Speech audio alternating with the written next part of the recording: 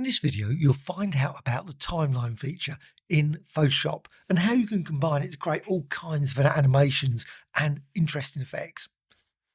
But first, you need a little bit of setup. Very quick, but what you need to do is create a layer. So go over here, and I'm going to use, in this case, a rectangle tool, but you could create anything that can be used. And you can see straight away now in your timeline, you get this rectangle appear. You also get it over here in the layers. And you can expand it out. When you expand it out, you can see what you get. You get the style. And this is the key thing. To create some really interesting visual effects, use the style. To turn it on, what you need to do, this is in PC and Mac, just click here. As soon as you've done that, you can see straight away you've got the keyframe there. Just to that point where the timeline is. So there's the timeline right at the start of the animation. And also, now I'm just trying to stretch this out a bit further. Doesn't particularly matter. But you can then drag this along and you can go to another position. But let's go with this initial first keyframe. I don't want to add a style to it. So now go to Layer and Layer Style. And you can also use the Layer menu, Layer panel to find the layer style as well, the effects at the bottom of that. But I'm just going to go for this one, Gradient Overlay. And you can use Gradient Overlay to great effect. Now you can see I've got two entries there. Let's just remove this one. I just want to delete it. I think it's nice to start completely afresh so you know exactly where you're going just with one. So we've got this one here. And now with this, I can now say, normally it would be like normal. So you'd see it normal. That's what you get. I've got a gradient here and you can select any of the gradients you've got. So you can select that one, that one. Now you can't access any of these settings here, unfortunately. It'd be nice if you could, but this panel is not accessible while you've got this displayed. However, you can move this around. So you can see you can reposition it, you can move it all over the place. And that is a key thing as well. So be aware of that. But then what you need to do, I would suggest set up all of the gradients you're going to use. So if you're going to use 3 gradient overlays, say, set those up first.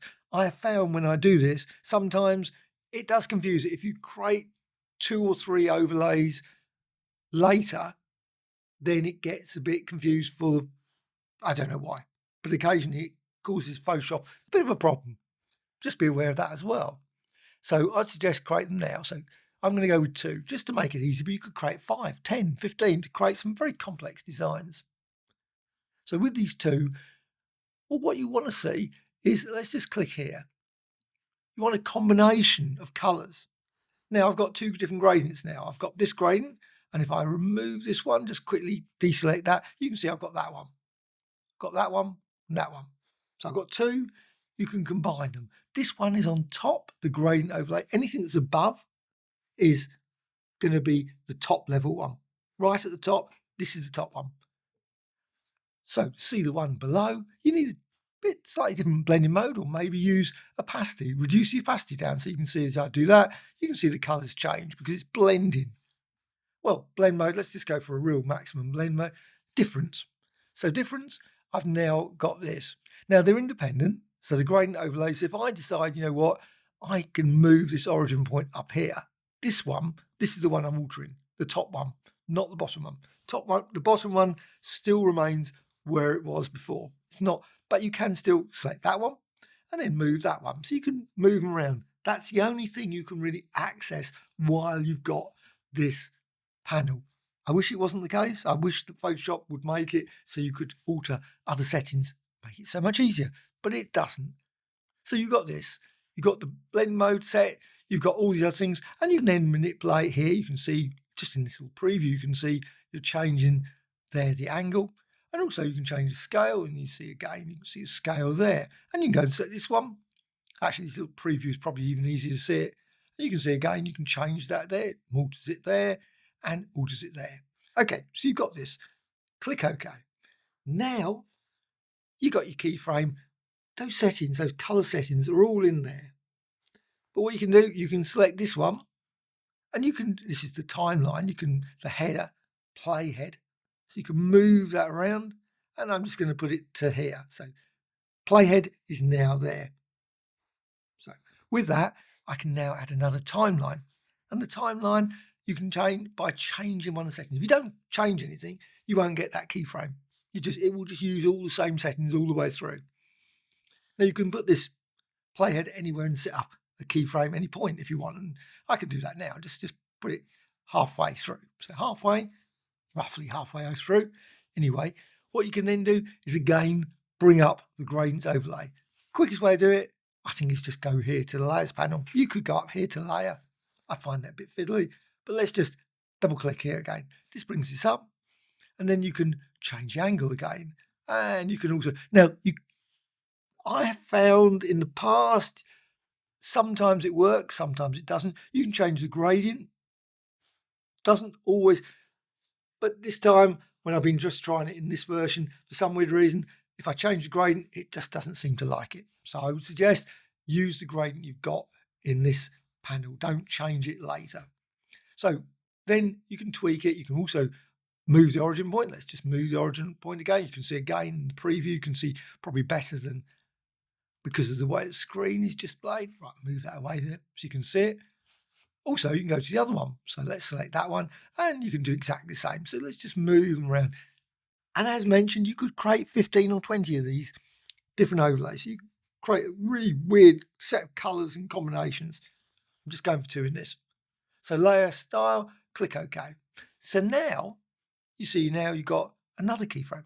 And you can see, now if you move between this and this, you can see what happens. It's moving, and the blend, obviously, you can see the colours changing. However, if you go past that, nothing changes. There's no change after that keyframe there. But let's put it to the end now and do exactly the same as before. So just double click. And I want to change this one. Let's just change it. Maybe again, change the origin position there. And you can also change angle, change the scale, and I think just tweaks various things. But let's say sometimes, for some weird reason, it does seem to have a little glitch where it doesn't like changing this. Don't know why, but it does seem to have a problem with that. And again, click OK. I'm not going to change the underlying one, but click OK. So I've now got this, and you can see now I've got another keyframe added.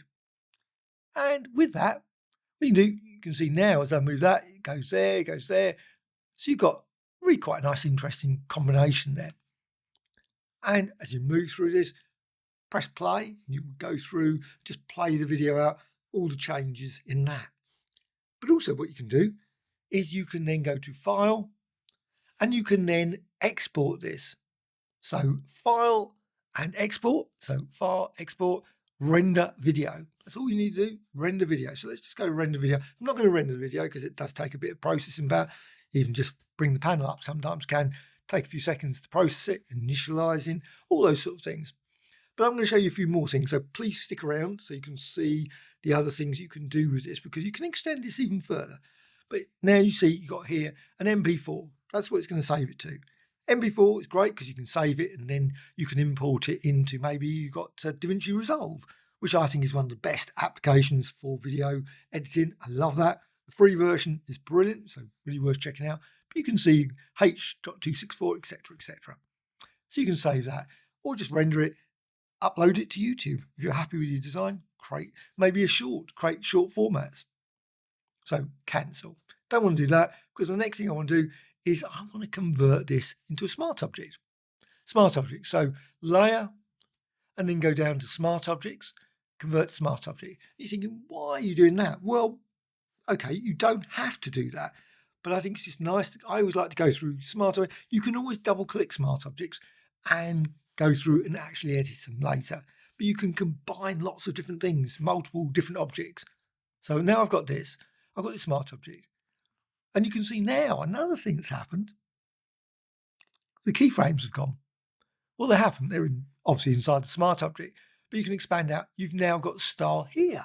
So if you want to, you can go and add some style again, another gradient overlay on top of this, and using blend modes of difference, etc., etc. You can then combine it in more ways. But also what you can do, this object here, you can duplicate. So layer and duplicate layer, and click OK. Obviously you can use shortcuts as well, but you've got this design. But now what you can do, you can say, move it around, didn't want to do that. I wanted to actually rotate it, but it's just decided. But you can move it around. Now I'm not going to have it. This is not 100% accurate. I could have lined it up nicely, but it doesn't matter. You can put it in any way you want. You can trim it later as well. It's perfectly reasonable how you want to actually zoom into this effect. So press return. So now you can see you've got these 2 objects. You could have 15 objects. You don't have to have just 2. But now with this, what you can do, you can select both selected, gain, layer, and smart objects. But you're thinking, well, that's not much use, because what I can see is, well, what you can actually do is with this smart object, you can do exactly the same as before. You'll notice now that I seem to like difference a lot. There's other ones as well. So you can see, you can go through, overlay all these ones, but difference. So you've got difference. Now, of course, because I've made a bit of a hash of the actual angle there, you can see it's not perfect. For this tutorial purposes, let's just continue with that. But just going to select these. Now what you can do, layer, and again, smart objects, and convert smart objects. Both will be not converted to smart objects, but be enclosed in a single smart object. So convert smart object, and you've got that. And as before, as mentioned, you can also go back and you can still see it's changing, modifying there. You can also then expand this out, go here, style, add a gradient overlay again to this. So you can add gradient overlay to gradient over to it, and so on. You can see indefinite amounts of color combinations, virtually unlimited. But also, once you've got that, you can now go to your filters, filters, and you could apply blur. You might want a blurring effect, maybe any of these ones, or maybe distort. So I'm going to go with wave. Wave is one of my favorites, and you can see the result of wave, really extreme effect. I prefer to go with 1 as default. Now, unfortunately, the smart objects cannot be modified over time. If you want that, you're going to have to go to something like After Effects, because After Effects has got a great way of obviously manipulating effects. Unfortunately, they've never extended that to Photoshop. I would love to see it in Photoshop. It would be brilliant. So you could apply this and then, of course, tweak the effect over time. Would be amazing, but unfortunately you can't. So wrap around, you can have that. Click OK, and then you've got your gradient effect there. And that also, if you wish, can be combined into layer, smart object, and convert smart object. They can all be converted into smart objects. Just enclose, enclose, enclose. And of course, at any point you can go and edit all those and modify the initial source one. So now you can duplicate this and so on. So hold down the Alt Option key and drag. Maybe duplicate this multiple times. You can see then you've got this sort of design. Whole load of different designs. Very complex designs, obviously, because it's cutting off there at the edge. You might not like that. But what you can do, you can now see with this, you got this here, you can manipulate this again, you can change this. Obviously, it's going to be slightly slow to process, but you can see as you do it, it changes over time.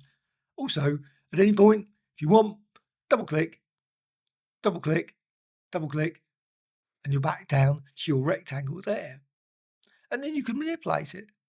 And you can think, oh, you know what? This one, gradient overlay, I didn't like that one. So double click that gradient overlay. I can just change things, manipulate that, move it around, and so on. Just tweak it, change opacity, and click OK. And every one of those will now be changed. And also, if you want, what you can also do is, which I like to do, is just resize this maybe. You can see you do this. With that, you can then duplicate this and create that, create that. You've got multiple rectangles now. I obviously could go all the way over to this side because obviously I can see some gaps there. You don't have to, of course, worry about that sort of thing. But now what you can do, exactly the same before, you can close the document. This is just a PSB file. It's just one of their internal format files. Close that, save. And now it's going to process it again and again, rectangle, save. And you can see now you get a very complicated design. And I'm just going to close it all the way through, save. And now to the final point. So what you got before, you had a very basic design, but now very quickly, just by subtle changing of one thing, you get this. And of course, what you can then do, exactly the same as before, it's got all these layers. All these layers can be selected. Select there, you can see all selected there now. Layer, and again, Smart Object, Convert to Smart Object. Convert to Smart Object, and now what you can do is you can apply maybe another filter. Filter, Stylize, and Oil Paint, one of my favourites, for set the values up to say 10, 9.7, etc. Click OK, and you can then filter Oil Paint, click OK, and make a very smudged, blurry, wavy design. And again, at any point, you can change the timeline, and as you change the timeline, you'll notice that it changes the design. Also, once you've got this, of course, you can then go over here, File, and again, down here to export, render the video, and then save that video. So render the video, and the panel will come up again, this time a bit quicker than it did before, and you can export that file and create an interesting design for your whatever. Hope you found this of interest. Any questions, please let me know in the comments below. Always great to hear from you, really wonderful. Now, I've got lots and lots of other Photoshop videos on another channel, my Graphic Extras channel, but I intend to create more Photoshop related ones on this channel from now on. I say that quite often. Sometimes I end up doing on also the Graphic Extras one, but you can find them on there as well. But here I will try and add more and more Photoshop related videos. Like or dislike, always appreciated. Also, please subscribe to the channel. It's always wonderful if you do that. Thank you. Bye.